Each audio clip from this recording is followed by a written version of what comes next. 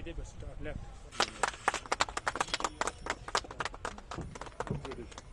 Yes sir, upgradation का है sir. इसमें यहाँ पर ट्रेनिंग भी होगी, ग्रोवर्स की प्रोपगेशन भी होगी।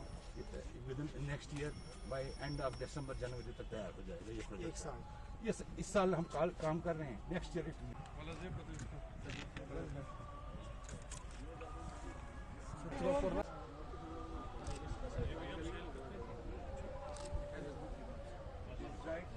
ड्राइड ऑफ आइड जैसे हाइड्रेंजिया है, लेवेंडर है, बाकी जितने भी ड्राइड हैं तो उस वाले को सर ऑनेस्टी कहते हैं, चाइनीज़ डॉल। तो बाकी डिस्प्ले में सर ये डिफरेंट टाइप्स ऑफ फिगर्स हैं।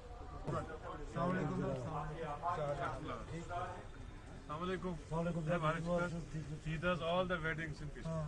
His son.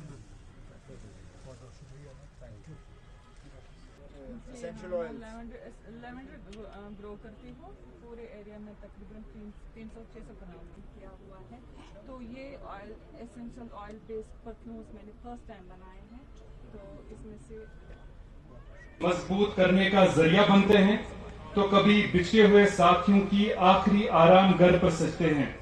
सजाने का काम महकमे फूलबानी के जिम्मे है और महकमा फ्लोरिकल्चर पार्क से और जदीद दौर के तकाजों के मुताबिक पिछले चंद बरसों के दौरान आगाज किया गया और आज जिन 2 अहम प्रोजेक्टों का आगाज हो रहा हूँ, इससे फूलबानी के शोबे में काफी कामयाबियां हासिल होंगी।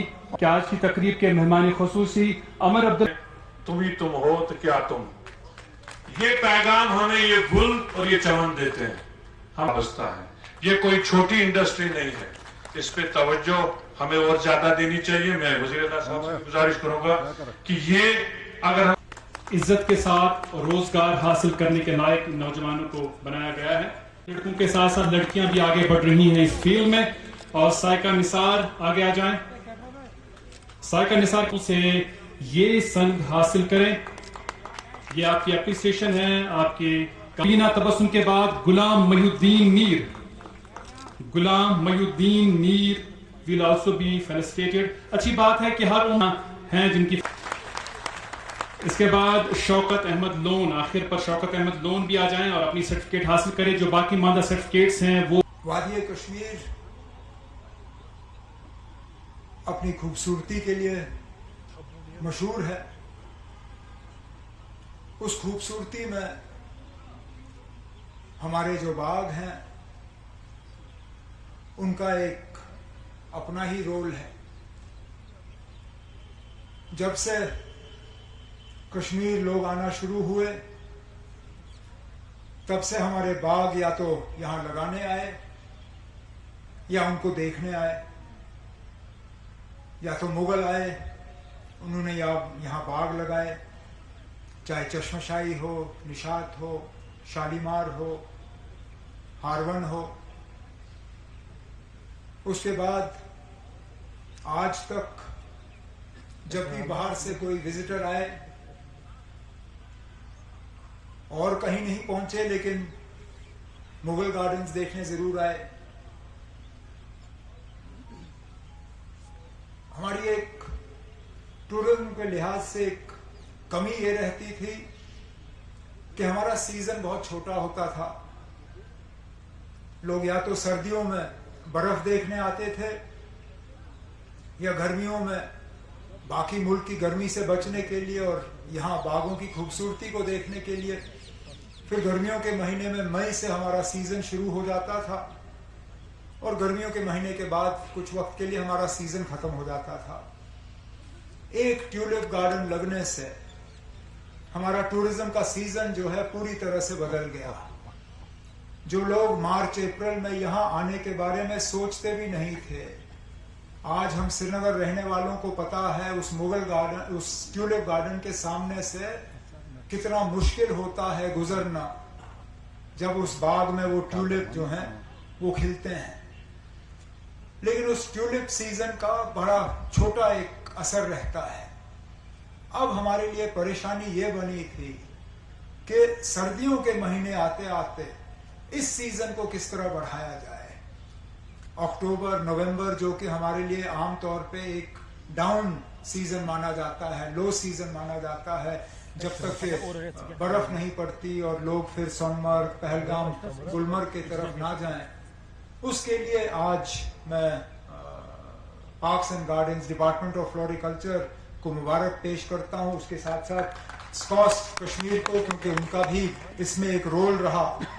बाग-ए-गुल दाऊद, जिसको हम क्रिसैंथेमम के नाम से जानते हैं, ये एक ऐसा फूल है जो कि इस सीजन में खिलता है, जहां के हमारे बाकी बागों में शायद हमारे कुछ खास दिखाने के लिए नहीं होगा, लेकिन इस क्रिसैंथेमम अगर इस गार्डन को डेवलप किया जाए, ट्यूलिप गार्डन के मुकाबले में जो ट्यूलिप गार्डन ने हमारे लिए मार्च अप्रैल में किया है, वही क्रिसैंथेमम गार्डन हमारे लिए अक्टूबर नवंबर में कर सकता है, जो कि मैं पूरी उम्मीद करता हूं इसमें हम कामयाब होंगे, क्योंकि इस गार्डन का फिर सिर्फ पार्क्स एंड गार्डन्स को फायदा नहीं होगा।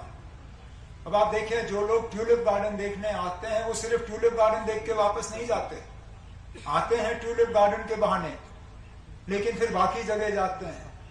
उसका फायदा यहाँ हमारे पोलो व्यू के दुकानदारों को होता है, हमारे शिकारा वालों को होता है, हमारे टैक्सी वालों को, होटल वालों को, हाउस बोट वालों को। इसी तरह मैं उम्मीद करता हूं कि ये जो क्रिसैंथेमम गार्डन का हमने आज संग बुनियाद रखा है, इसका अगर सही माने में इसकी डेवलपमेंट हो, और इसकी एक बहुत बड़ी खासियत ये है, इसके लिए हमें अपना जो है ज्यादा फॉरेन एक्सचेंज इस्तेमाल करने की जरूरत नहीं होगी।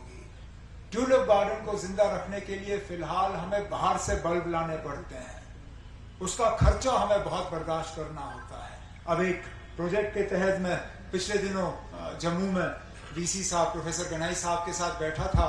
इनकी अब कोशिश है कि उन्हीं ट्यूलिप बल्ब्स को यहाँ पे प्रोपेगेट करके एक वक्त ऐसा आएगा जबकि इंपोर्ट सब्स्टिट्यूशन क्या, हम यहाँ से बाकी मुल्क में जो है ट्यूलिप के बल्ब्स बेचना शुरू करेंगे।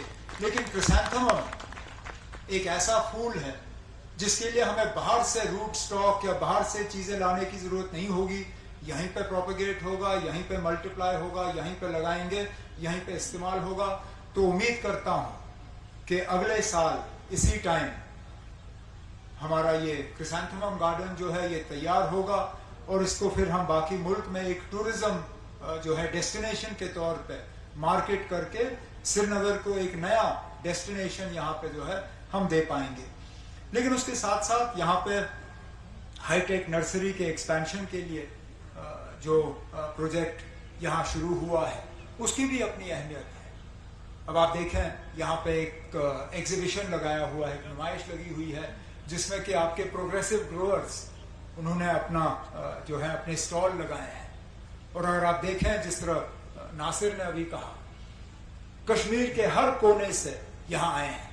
आप जिले का नाम ले लीजिए तो कोई ना कोई उस जिले से यहाँ पे है, कुपवारा से लेके अनंतनाग तक। और हुकूमत के तरफ से इनको थोड़ी बहुत मदद मिली है, लेकिन अब अपने पैरों पे खड़े हैं, और एक भी इनमें से ऐसा नहीं है जो कि हुकूमत से लिए हुई मदद से कम आज कमाई कर रहे हैं। यहाँ ऐसे स्टॉल लगे हुए हैं जिन्होंने हुकूमत से 4-5 लाख रुपए लिए होंगे शुरू करने के लिए, जिनकी आज कमाई करोड़ों में है, कुछ कम कुछ ज्यादा, लेकिन सब कामयाबी से जो है अपने काम को अंजाम दे रहे हैं। और बड़ी बात यह है कि न सिर्फ खुद बल्कि अपने आसपास के इलाकों से इन्होंने वहां लोगों को रोजगार दिया है। इससे हमारी एनवायरनमेंट की बचत हो रही है, हम अपने एनवायरनमेंट को बचा पा रहे हैं, कमाई भी हो रही है, जमीन का सही इस्तेमाल हो रहा है, रोजगार भी हम देने में कामयाब हो रहे हैं। तो इससे बड़ी बात और क्या हो सकती है। हमारी तो कोशिश रहनी चाहिए कि इस तरह के जो मिसाल हमने यहाँ कायम किए हैं ये और हों।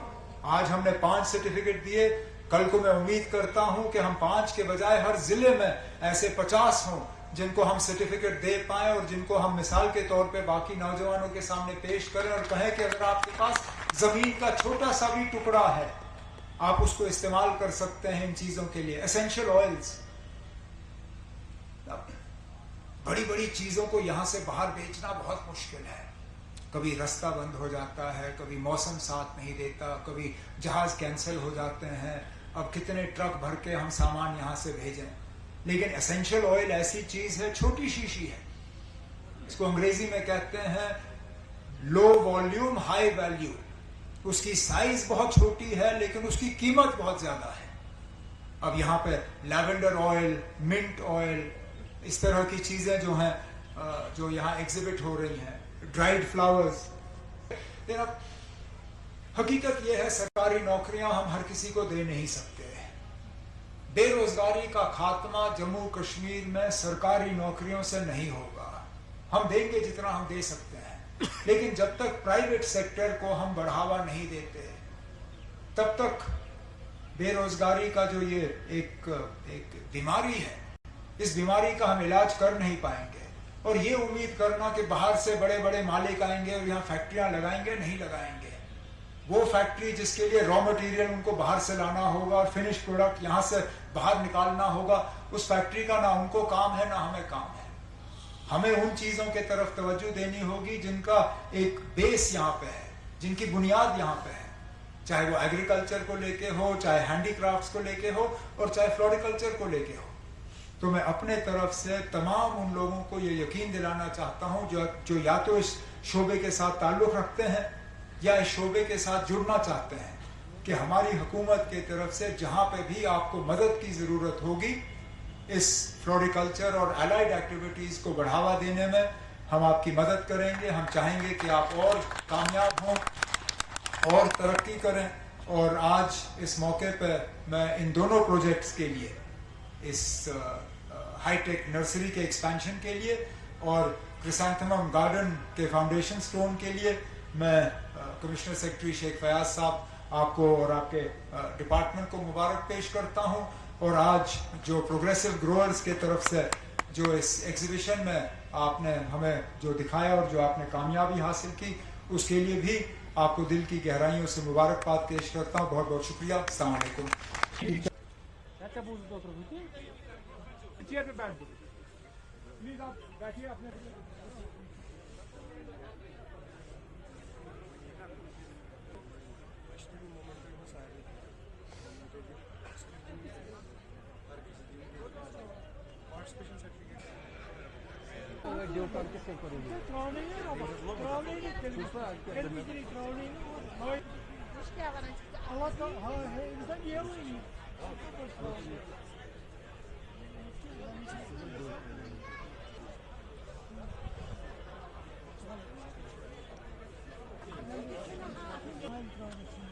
तारिक सब चला रही है, सुमाइल था चालू।